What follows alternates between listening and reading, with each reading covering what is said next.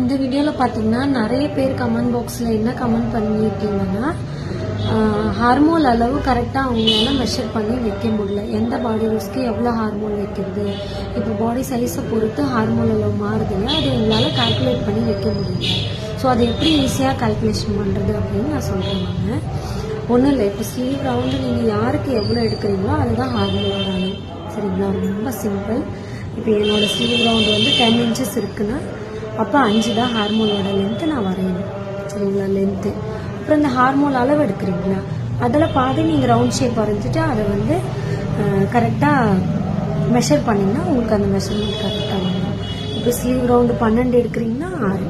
சரிங்களா? ஸ்லீவ் ரவுண்டை பொறுத்து ஹார்மோனோட லென்த்து நம்மளால் கரெக்டாக எடுத்து வைக்க முடியும். ஸோ இந்த மாதிரி ட்ரை பண்ணி ஸ்டிச் பண்ணி பாருங்கள்.